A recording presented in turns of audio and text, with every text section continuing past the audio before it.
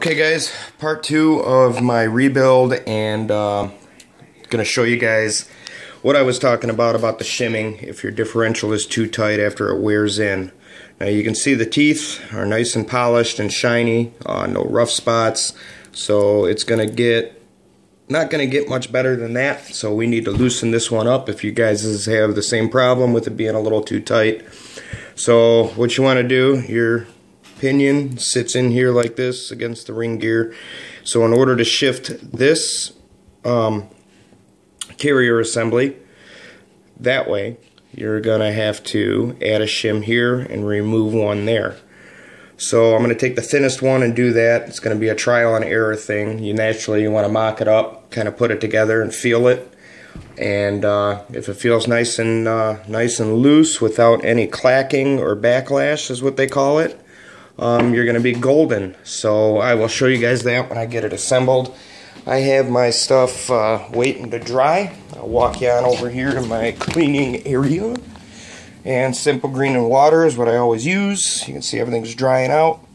Not going to rebuild the shocks, not going to rebuild the differentials, because right before the last race I rebuilt everything and everything was fine. So no need to change that if it isn't dirty or nothing. I know it's been sitting a while, but not until I race again.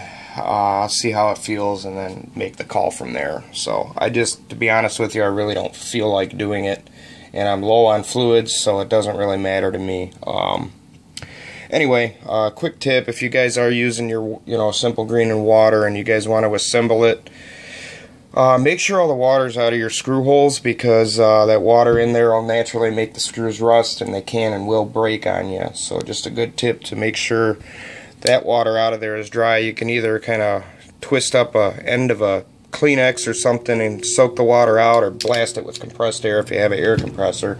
I'm just letting mine air dry, so if you let it dry long enough, you're not going to have that issue. But just make sure that your moisture and water is out of those holes, otherwise you will have problems.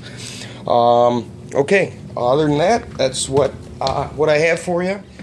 And so as soon as I get that together, I'll show you guys what I'm talking about and show you the results. And if anything needs to be changed or anything, naturally I will. So we're just going to go by feel and trial and error for that. But it should be pretty easy. It's not rocket science, like I said. So if you guys have any questions, feel free to ask me, and we'll see you real shortly with the next video. Thanks.